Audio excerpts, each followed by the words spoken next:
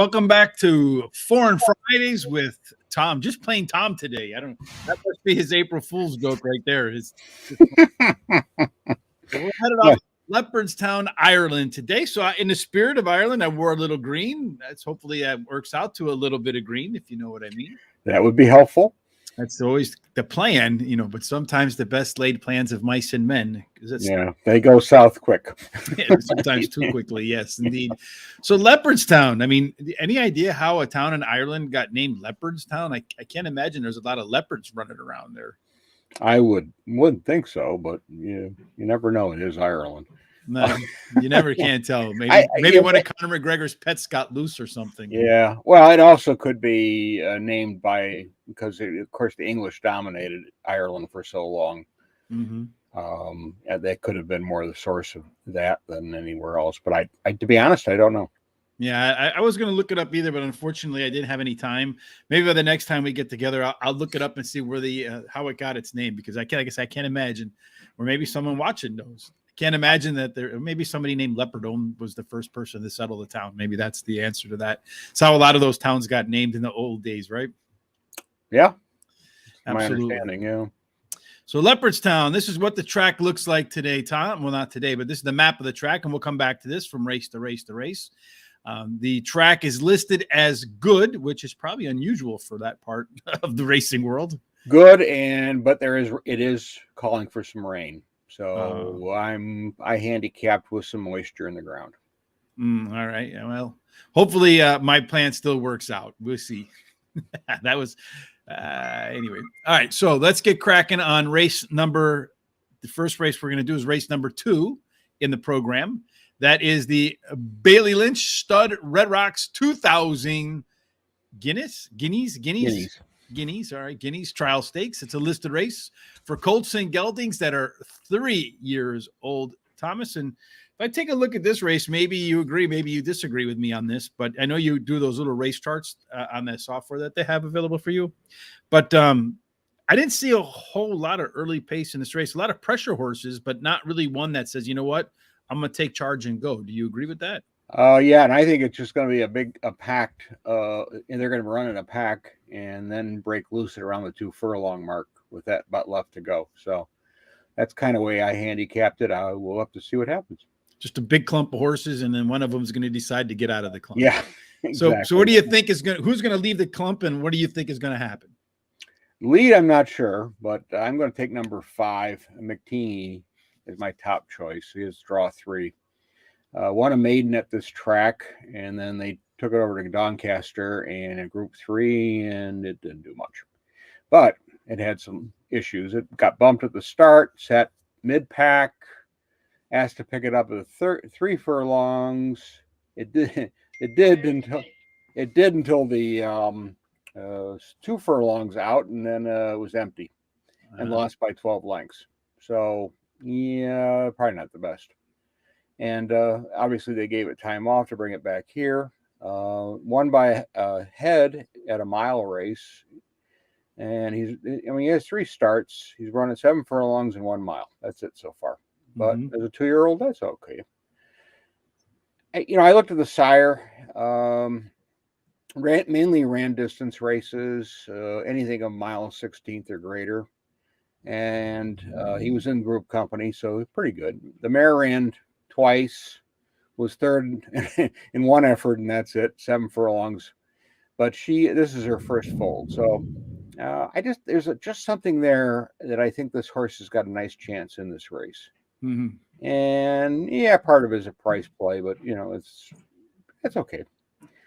One of the favorites should be number 3. That is Aidan O'Brien horse, Gothoptum. I don't know. Glonthone. Yeah, that one. Let's go with that one. Yes. Did you just rename them that one? Leopardstown is easier to pronounce than this one. Yes. 4 starts, has 2 wins.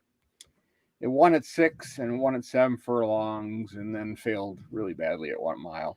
But that was a grade 1 race, and the winner of that race was a pretty good horse by the name of Modern Games, who, of course, won the Breeders' Cup race, but you couldn't bet on him. Yes, I remember that, unfortunately, which was brutal because I know a lot of people closed out their pick fours with that one horse. Yep. And then, of course, it won. That was just horrible. Me included. Yes, me included. Horrible, as they say. Yeah, on the sire side, it says he's a sprinter, and the sire was a very good sprinter. The mare side says mile or plus races, so it's a mixed bag here of what you're going to get. And well, Aiden Bryan generally knows what he's doing, and he knows how to place horses. And I'm going for the price play on the first one because I think it's got a good chance. But it's going to be tough to beat. This is one that's going to be tough to beat, in my opinion. I did take which I think will be the favorite, which is the number 2. Well, no, I'm sorry, the number 1. The number 1, as you say. I don't think the 2 is going to be the favorite. Yeah, Dr. Zumpf. Okay, we'll Zumpf. Draw. You have to say it like you're German and you're angry when you speak. Yeah, got draw 5. It has 4 starts, a win and a second. This will be the first time it's run at 7 furlongs.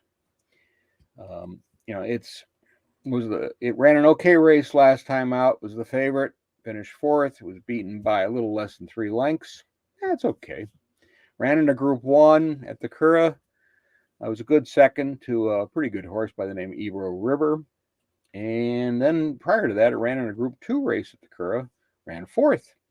And the winner of that race was Go Bears Go, who finished 2nd in the Breeders' Cup turf. So that's pretty good company it kept for a while. But there's a theme with this horse, to me at least. It gets beaten by 3 lengths or less in all its races. If it gets beat, it did win 1. But so it's right in there. I mean, the thing with this one is because the breeding to me for the sire side says he's a sprinter, and really mare side says sprinter, and I really think 7 furlongs maybe the max distance this horse can go. So in the right spot, but this is a trial for a longer race, and I don't think they've got ideas of going beyond that. I think the sweet spot may be the 5 furlong, 6 furlong type race. So we'll see. So we'll see. That's why I'm not real hep on it on betting it, because I don't think it's a sprint. I think it's a sprinter. I don't think on the future. So, and as you know, that 7 furlong can be tricky for sprinters and equally as tricky for a horse that goes a mile. Yeah, it is a catch. It's like a catch weight, as they say in boxing. So that was my concern with him, and I really do think it's the max distance if he does win. But I wouldn't be surprised if he just hits the board. Maybe we'll see him in some of those Ascot sprints later on. So I'm going to start with the Glothane horse. Came to the United States, ran in the Breeders' Cup, not very well. But prior to that, its race coming into the Breeders' Cup was a grade 3 win at Leopardstown at 7 furlongs on the turf. It was listed good that day. So if the track does go soft, that could be an issue. The next horse for me is the 1 horse, Dr. Zempf, the one you think is going to be the favorite. I think it'll be the favorite too. I agree with you that the horse is probably going to struggle a little bit, but if the course with the distance, but if the course does get a little bit heavier, then the horses run fairly well on a yielding surface, which would be following the good, right? Yielding. Yeah. And then like you started at the top when we talked about how this race would probably pattern out with a big clump of horses, and then the horses breaking out of the pack from there. Well, I have 2 closers in this field, number 4, Howarth, and number 8, the Acropolis. I think one of those 2 then will break out from that pack, have the best late kick as they're coming down the stretch, and maybe they'll clean up the exacta or the trifecta or the superfecta together. So I'm going to go 3, 1, 4, and 8. The next race we're going to do is race number 3. This is the Ballylynch Stud Priory Belle 1000 Guineas Trial Stakes. This one's 7 furlongs. And if we go back and take a look at the chart here, 7 furlongs is going to start here, and they're going to come once around the track. And I think the finish line is right here. So this is about it looks like it's about half of the track. Yeah, and the track is an odd shape too. It's not what we look at as a rectangle or whatever you want to call it, but it's sort of Like an avocado almost. Yeah, exactly. It's got a little undulation, and of course going up and down, and so it's obviously one turn, but that turn is a pretty wide sweeping turn for this track. So yeah, I mean, I was watching a race in Australia the other night, and they have the track I was watching had a dog leg. A dog leg. On a turn, you had a dog leg, and then and then another turn, and then in the stretch. So some of these tracks are interesting. Like you're playing golf. At least. Yeah, indeed. For sure. All right, so let's take a look at this race, Thomas. Looks like right now, Sacred Bride, the 8-horse, is the one that's probably going to be on the favorite. Looking at the pace set up here, it looks to me like there's a lot more early speed in this spot than there was in the last race. So I think there's 12 horses in the field. I see about 4, 7, 9 of them either on the front or pressuring the front. Do you see that the same way or a little bit differently? No, I thought they'd be, again, I think it'll be a little quicker up front, and there'll be a couple that'll sit way back and make their run. This track is certainly suited for that, so we'll see how it pans out. But you're right. It's a bigger field, and there's some decent speed in here. All right. But with that, I took probably going to be the second choice, number 4, Contrella Chapel, has draw 8. Won its maiden, and then ran 4th in a Group 3 at this. Both were at Nance. Both time was the favorite, and the group effort was, less than great. But it was interesting notes that I found on this. Stewards asked, okay, what was wrong with the performance? Turned out the horse was in season. Well, that probably, will cause a filly to not be putting her best effort out there. She has other things on her mind. Yes, indeed. And that's obviously the reason they put her away to wait for this race. Because maturity, always a big deal with going from 2 to 3. And sometimes that's what they need. And I think they made the right decision. If she runs back to her first race, she won by 5.5 lengths in that race. I think she can beat this bunch. Again, Aidan O'Brien with Ryan Moore aboard. Can't beat that. Mm-hmm. Sire was a champion sprinter. The mare produced 3 group winners, and they've won at distances from 7 furlongs to 1.5 miles. So I thought she'd be the favorite when I first did my analysis. I still wouldn't be surprised, being the connections, and really this horse looks pretty good in this spot. Number 2, which is Beautiful Sunshine, is my next choice. First start, was not great because she started well and very keen in that race. Very keen in that race. And her next starts, she ran novice races and won. She won by a length and won by 4 lengths. Then they got a little crazy, at least in my mind, because they sent her to Royal Ascot. And not a good effort. Finished 19th, lost by 15 lengths, and that was the last time we saw her racing. They put her away. Her first races were in the UK. Now she moved to Ireland, so change of scenery a little bit. She runs back to her novice levels. She's going to be right in there, and she's going to be there at a price. Got Ryan up, and he's won on this horse before. So I think there's some positives.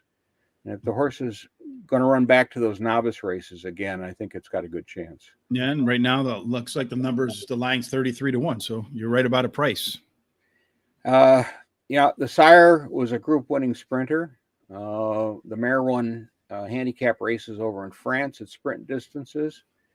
That it bodes okay for the 7, not beyond that distance. Let's face it, 10 hole is not the greatest place to be starting, and that could be an issue. Number 7, Pennine Hills is my final choice. It's only a maiden run winner, and it was first run, and then it placed 3 times in group or listed races. So it was competitive, and I like to see that. Obviously got put away. Last race was within the front group until the final furlong, and then it just backed off and it ran 7th. So it didn't finish the season very well, but on the other hand, they put her away. She did face the boys in one race, and one of the choices, your top choice in the previous race, and my second choice won that race, and she ran second to him. So she faced the mare boys and did okay. Sires is a champion sprinter, to say the least. Mare never raced, but she's produced group winners at distances of as far as 1.5 miles. So I think the 7 furlongs is well within this horse's capabilities. And again, I like the price. Tom is back. All right. So for me, I'm going to start again. I do think there's some pace in here. And a lot of times when there is speed, the speed of the speed can discourage the other speed. And I feel like that horse that might get that job done is Argatha. I hope I got that spelled pronounced correctly. Well, you're the official pronunciator, so yes, I am. I defer to you. Agartha. All right, we'll go with that. But anyway, horses run 8 times, finish in the money 7 of them. It's run at Leopardstown twice, got a win and a second. Run at the distance 3 times, a win and 2 seconds. So clearly likes the track, likes the surface, likes to win. So I have that as my top choice. The second choice for me is a number 8, which looks like that might be the favorite, Sacred Bridge. It's a horse that is performed pretty well on the 6 furlong runs. Maybe 7 furlongs might be a little bit on the other end. Ran in a grade 1 last time out, finished 8th by 9 1/4. Then went to the bench since September the 21st. But when you look at the debut, came off the debut, ran one of its best times. That tells me it's a horse that might have an opportunity, that might like to have some time off and come back and run well.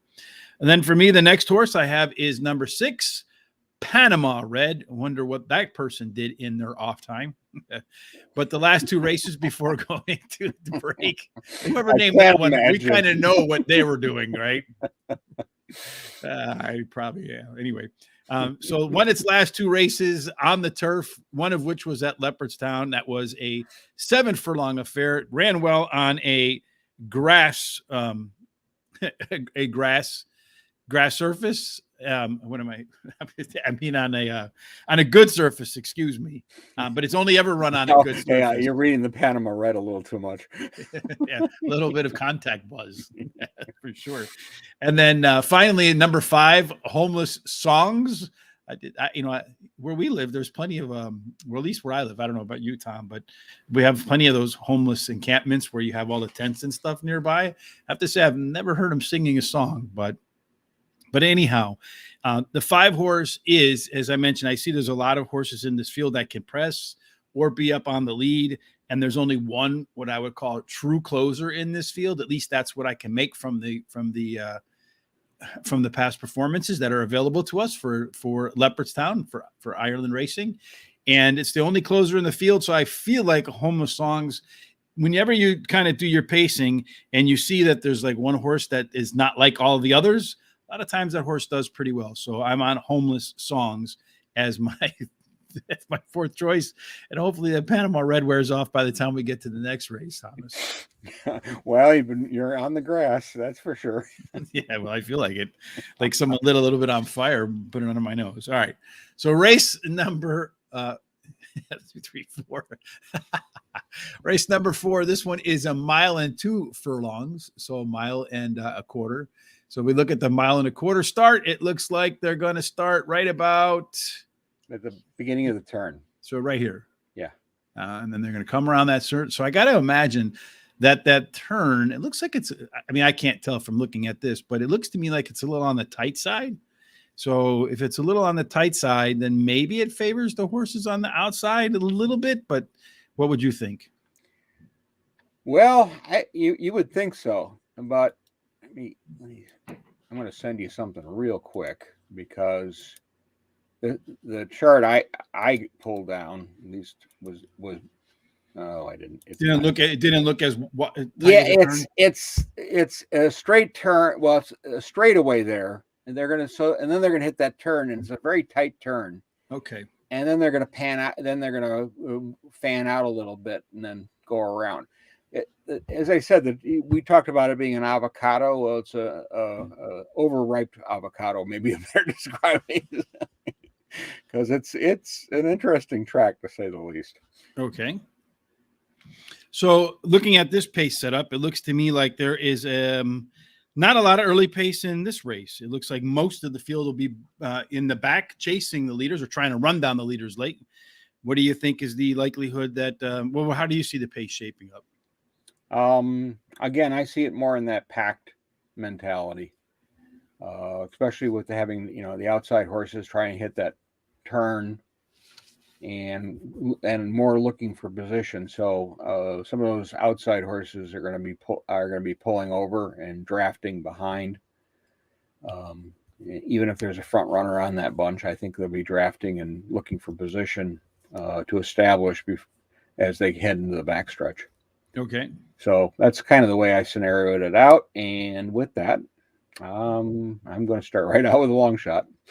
Number 9, Venasina, has one of the outside draws, and won its first start in the all-weather at Dundark at a mile, and it won going away, and the comments were pretty impressive.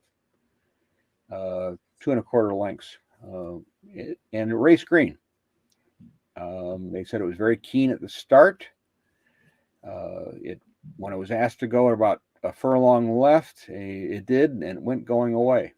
And I think that bodes well for this kind of race. And the bettors liked him because he went off. He was first starter. He was a 7-2. Mm-hmm.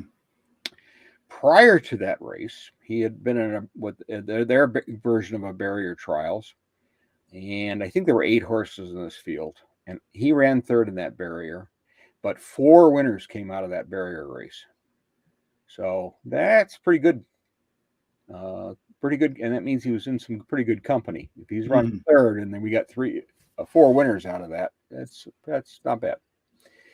Sire was a group winner in France. The mare never won. He has one other fold, I should say. And that won at distance. I think this is an interesting spot for this horse. He won his debut.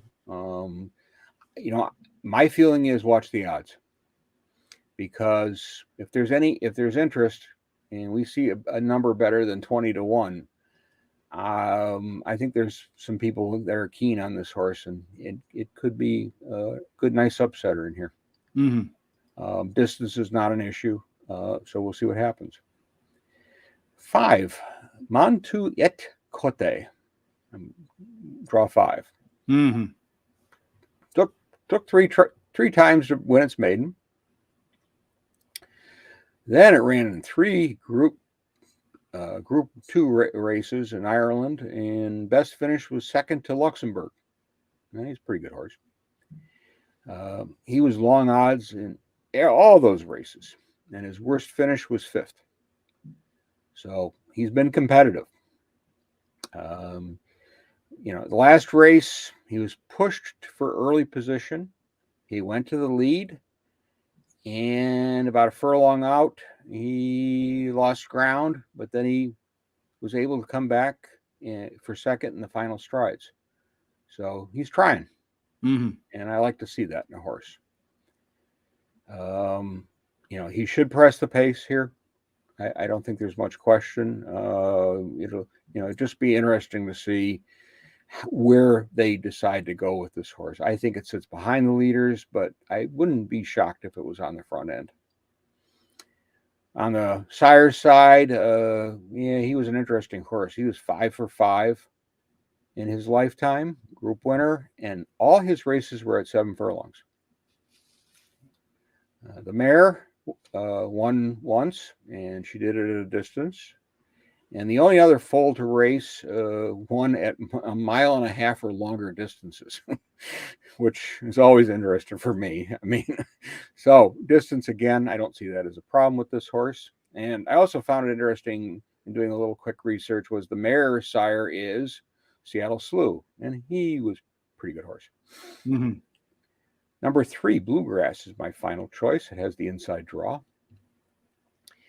And he won a maiden in the second start at a mile, and then he tried Group 3 company, and it ran fourth. It was okay. I mean, it was not a great effort, but it was an awful effort. In that race, he raced in the back of the field, and then when asked to go about 2 furlongs out, he went to fourth, and basically that's where he stayed. Mm-hmm. So not a lot of extra in there. So this is another Aidan O'Brien horse with Ryan Moore up. Let's face it, the sire of this horse is champion distance horse.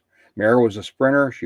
She won 8 times in group company, and this is her first foal. So going to be interesting to see if it likes this a little more distance in this race. And again, that mixture. This is definitely going to be at the rear of the field. I don't see this one. I think they're going to be very patient handling it and begin to make a move midway on the turn, and then we'll see what the kick for home is like. That's the way I see it. Well, I see it like this. I'm going to start with Duke de Sessa. I mean, Duke is going to be playing in the Final Four tomorrow, so why not stick with a horse that should finish, hopefully, in the first position. Looking at the spot, the horse is Duke de Sessa is a horse that can pressure the pace or close off the pace. So I do like to see that. I also like the fact that the horse has run a route 2 times and won both of them. And the 2 times it ran 7 furlongs, it didn't win. So it looks to me like Duke de Sessa is a horse that wants more distance, and it's going to get its maximum distance to career to date in here. Number 6 is my second choice, Piz Badil. Hopefully I got that one right, Tom, as the official pronunciator of the show. So that horse has run twice so far in its career, and it's a half a length from being undefeated. It did not win its last time out, but it was 10-1 and finished second by just a half a length. That was in October, so coming back, running fresh. The only other fresh start that it did have, it won by a neck. So seems to me like Piz Badil is one of those horses that kind of just knows where the finish line is. My third choice is number 8. Where is number 8 on here? Swan Bay. Wow, it took the Y off there, Tom. It messed me up. But anyway, Swan Bay. The only time this horse ran more than a mile, it won by 5. So it's a horse to me that looks like it wants the distance, Swan Bay. And it's one of a couple of horses in here. Again, I thought this race was lacking a little bit of pace. So of the 2 horses I think are likely to be on the lead, the 8 horse and then the 6 horse, I think those 2 are the ones that are probably going to press the pace a little bit. I think that both of them should have a pace advantage. And if the 6 doesn't win, then I think the 8 would have a good shot to do so. And then finally, number 2, Absolute Ruler. I don't know where. Let's look.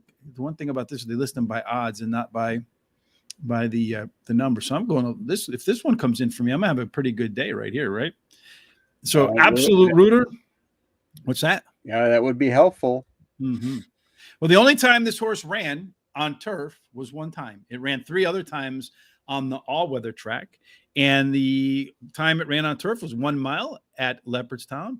It closed in from chasing a leader, so it pressed, tried to close at the end. It just missed by half a length, finishing third to a decent horse, Atomic. I think Atomic Johnson or something like that. I don't have the full name.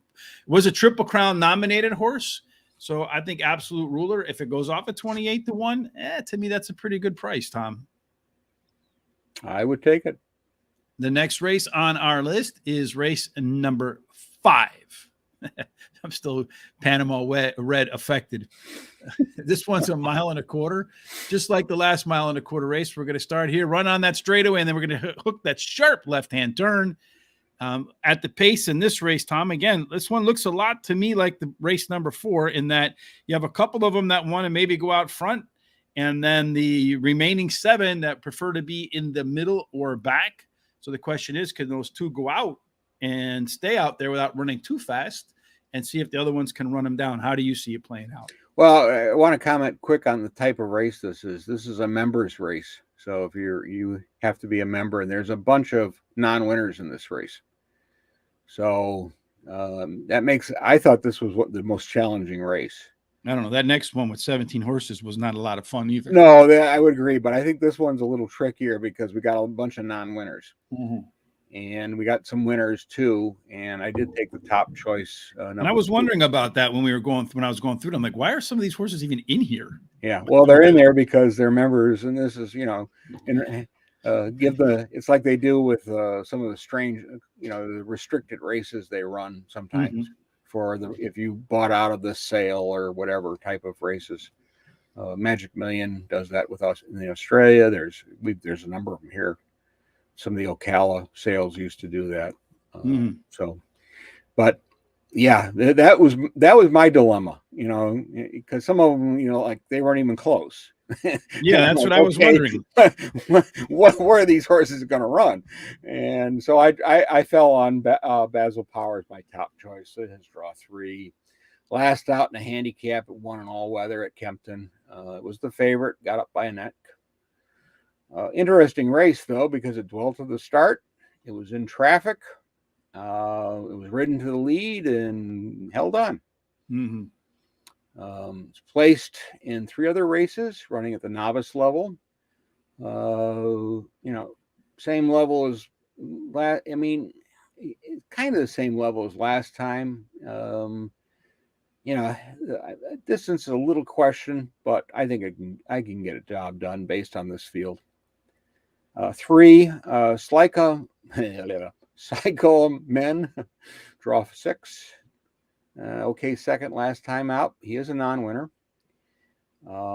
He's had a few races, not a lot. In the handicap, he raced near the rear. They pushed him at 2 furlongs, and he got to the lead and lost in the final strides. So he's going in the right direction. It'll be interesting to see, if he can run fresh and he'll be there at the end.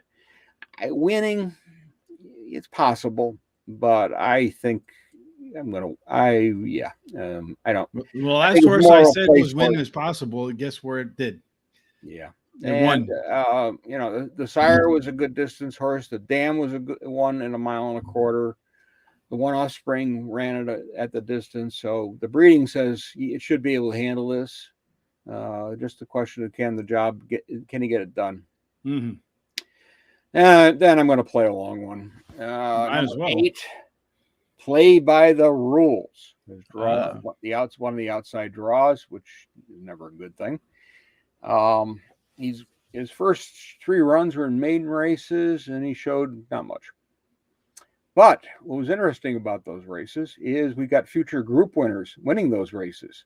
So he's not shying away from decent company, and even in a maiden level, it's always interesting. My favorite maiden race was that maiden claimer with Maximum Security and what was the other horse? I forget the other horse's name. Won the Pennsylvania Derby.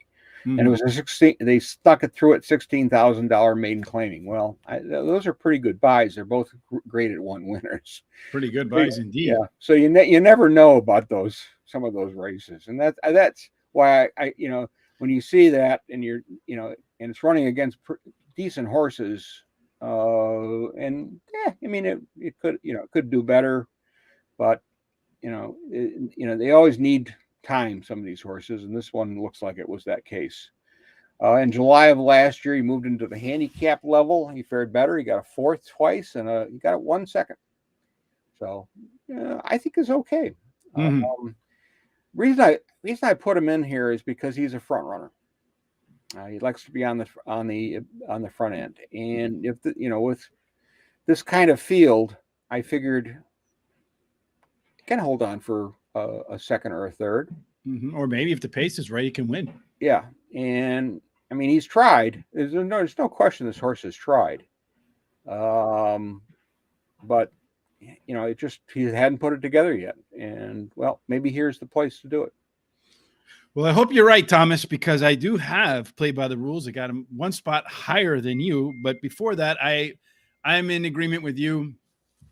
Brazil Power is the horse to beat in here.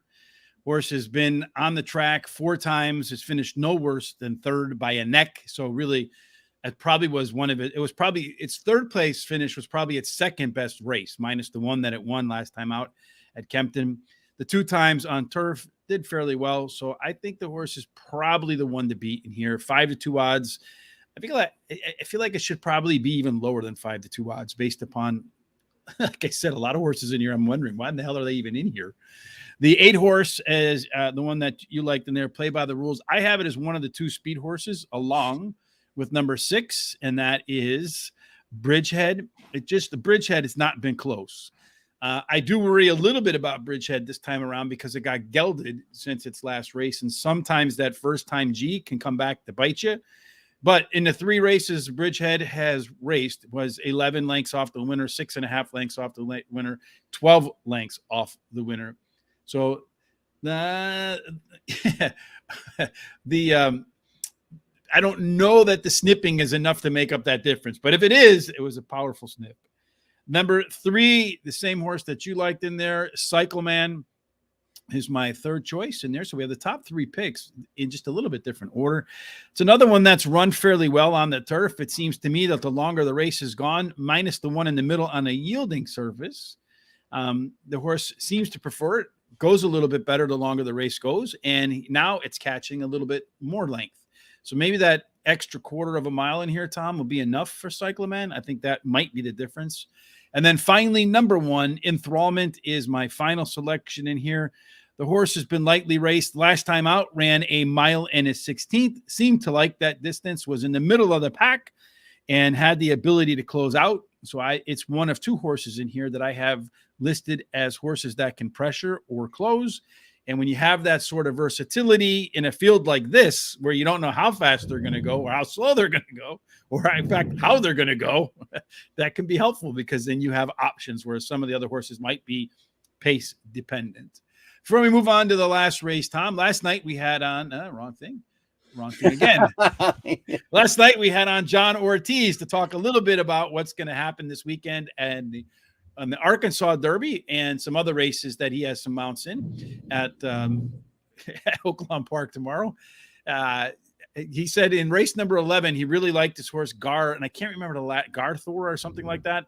Gar. Garhole.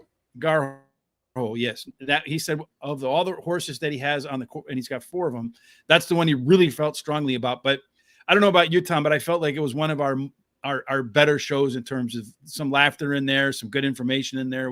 Was a good time. Yeah, and a variety of information too. Talking about how he pays his employees and to treating them to how he handles 2-year-olds. Mm-hmm. And all of which apparently he does fairly well because the man is just killing it in big races. Yeah, doing very well this year. Yeah. Well, since I bring up these other things, Tom, what the hell? If you're going to bet Gulfstream today, since I got him out of order, showed it. Terry's best bet today, race number 4 at Gulfstream Park. Head on over there to horseracingtoday.net. Terry delivers the mail every single day. Nor wind, nor rain, nor sleet, nor snow keeps Terry away from his pick of the day. I just made that up on the spot. That was pretty good, huh? A little cat in a hat-ish. But he likes Star Weaver, number 1, Malraux, number 4, and number 8, Earth, in race number 4 as his best betting race of the day, I guess, for exact the trifecta and win. And he was telling me yesterday that his top pick is hitting at about 35%. So we'll hit 35% in April and had a positive ROA of $1.81. So for every buck you put in, you got $1.81 back. So that's not bad. I'll take it.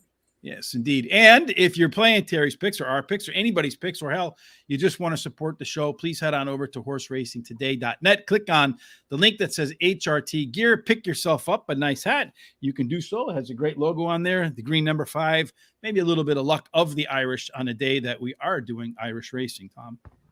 All right. Last race of the day is race number 6. It is a 1-mile race.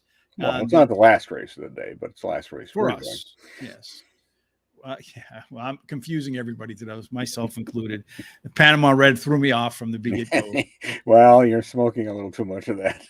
Yeah, well, not anymore. Let's see. I gave it up, last week. You ever seen the movie Airplane? Yes. When he's like, it looks like I picked the wrong day to give up drinking. Looks like the last day. Anyway, so it looks like I gave up the wrong day to give up Panama Red. 8 furlongs. It's going to start a little bit past the middle mile. So it looks like they got a pretty good run shot to that big sweeping turn before they come on home. And this race, Tom, has 17 horses in it. You talked about the last one being fun to handicap. Well, 17 horses is fun to handicap, especially when you look at it, because you got a little bit of everything in this field here. You got some horses that want to get to the front. You have some horses that want to pressure. You have some horses that don't mind pressuring and don't mind closing. And then you only have about 4 of the 17 that just close. So this field could be, the winner could come literally from anywhere. Well, the other thing to point out is these horses are rated between 50 and 85. So that's quite a range It is. of the handicapper ratings on these horses. And so that was where I really had to scratch my head and try to come up with what I liked. And I took a really bad post draw for this, my first choice, but overall I like the horse. Number 14, Just for Use. Last 3 races were over the hurdles and not good results, but it's been exercising itself. So at least it's getting out there. Yes. So it's going to go back to the flat races. It's been much better on the flats, to say the least. I probably would be better on the flat races too, to be honest with you. Well, it'd be interesting to watch me go over the hurdles nowadays. Yes. I would be more like the limbo, Tom. I'd be going under them. Yeah, probably. Yeah. So, I mean, it's, it won one race on the flat. It finished third 4 times. And at distances of a mile or more. Its win is at 1.5 miles. So when it does run on the flats, it's been forwardly placed. The last race was really interesting because it was forwardly placed and then was hanging right through the entire race. The jockey, of course, got called in by the stewards to ask what's going on. And he was in season 2? Well, I don't know about that because I think it's a gelding, but the jockey basically said, I didn't know what else to do. I mean, so I think he was just being stubborn. The advantage, which may mean he was in season. Yeah.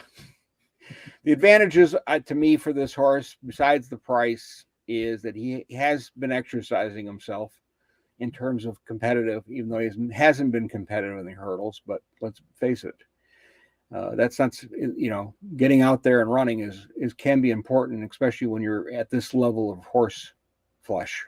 Mm-hmm. And to me, that's important. Again, the draw is big negative, but let's see what happens. Crafty Irish, another one who's got a terrible draw. He's in 17. Number 11, he should be the favorite. Looks like he is at 10-3, so a little about 3.5, 3 1/3. Yeah, so last out in February on the all-weather at Dundalk, he was the favorite at 7 furlongs, and he won. He raced in the back of the field in that race and pushed at 2 furlongs and ran away from the field at that point. After that point, and won by 2.5 lengths.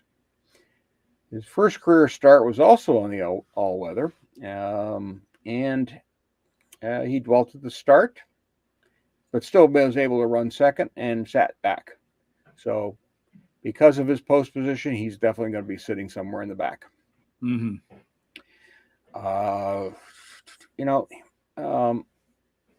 don't think the draw is terrible, but the course, he should be fine on this course. Everything says that he could run this, and as you can see, the bettors right now think that too. Mm-hmm. Number 2, Jungle Cove is my final choice. Is draw 3. Last race was the last race of the year, and it was really, the last race was a last race because it looked like a workout. Slow into stride, raced wide, never was interested in running. And guess who got called into the stewards? The jockey. Jockey did. And he said basically the horse lost everything and was at the start because it didn't get out. And but because it's prior races, a win in July and a nice fourth in September. So if there's no interest in running, I mean, the last race maybe he just needed something, or he does have 2 wins from 13 starts. He's won once on the turf and he's won once on the all weather. So a little bit of with this versus this field, a little adaptability. Mm-hmm. So if he's interested, I think he can get some money. If he's not interested, well, then I made a bad choice. Then you got to look somewhere else. And one of those places you might want to look is at number 8, Eloquent Arthur. 20-1, Tom. That's going to be my top pick here, Eloquent Arthur. Horse is coming off of a layoff of 164 days. You can see that down here. But I do think Eloquent Arthur will be forwardly placed. And when the horses come off a break, it's actually done fairly well. So in May of last year, it won at Royal Windsor. At Chester, finished 4th by only 3 1/4 lengths. So not that bad of a run. That was on a soft track. And the time before that at Newmarket, it came off and finished 2nd by 1/2 length. So it looks to me like a horse that can run well fresh. I like to see a horse run well fresh. And then as far as it was on a good surface, the horse had a lot of really good races. So I'm kind of hoping it stays good. But if the rain comes and messes it up, it's done okay on the soft, but not as well as it's done on the good track. I'm with you on the favorite as my second choice. Craft Irish. Don't like that outside post either. But the reality is it's probably the best horse in this field. It's in the middle. Bad post position. Only raced twice. So maybe we've seen the best of this horse. Maybe we haven't.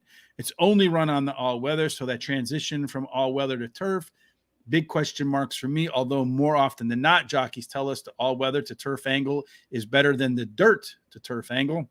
Yeah.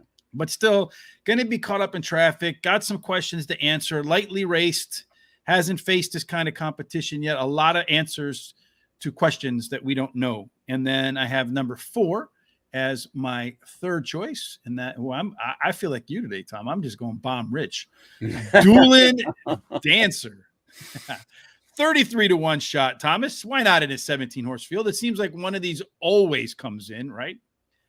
But The horse has run this distance 5 times. One of the most experienced at this distance. It has a win, a place, and a show. So it seems to like to run. What is this race? A mile. Whereas you put that horse at any other distance, it's run 8 times. It has 1/3. So this is a miler, Tom. No question about it. And then it's also a horse that I think will be probably mid-pack, but does have a little bit of kick maybe at the end, hopefully. And then finally, to close out the show, Thomas, I'm just going to stick with the long shots. Number 15. Kafa'ak. So let's see what we like about Kafa'ak. First of all, it's going to be a horse that's probably mid-pack too, which is something I like to see here. Because I don't, with 17-horse fields, one thing I don't want is a lot of traffic getting in my way, Thomas. It's another one that's run at the distance 19 times, finished in the money 7 of them. So I'm okay with that. On a good surface, again, I'm hoping for a good surface here is when the horse has run its best. If the track gets downgraded, I'd probably downgrade this horse a little bit. Coming off a layoff, but it does have a trip over Leopardstown. It was a distant 3rd, but nonetheless likes the distance, has some experience with the track, better on a good surface. If it's not a good surface, maybe I wouldn't put him in there, but nonetheless, this is a wide open race too. So I'm hoping to hit some shots across the board. I have the favorite in 3 bombs. If I get the favorite and 1 bomb for the exacta and hopefully the bomb on top, should be a nice payday. If I get 2 bombs on top of the exacta, I'm going out of Leopardstown leaping. I would hope so. But I think we're both a little, we, for the most part, our picks are a few same, but a lot different. And so it's Did going you to be say very, sane very or same? well, Just sane a I few don't of know them are about, sane. I agree with you. yeah, sane I don't know about, but it's going to be interesting to watch these races because they're uh, just all over the place. I mean, I don't see it as very chalky at all. No, I don't see it as chalky either. That's why I took shots, because I felt like there was a lot of opportunity in here. Yeah, I felt the same way, and then the other factor you always with these horses is you don't get the workouts like we get.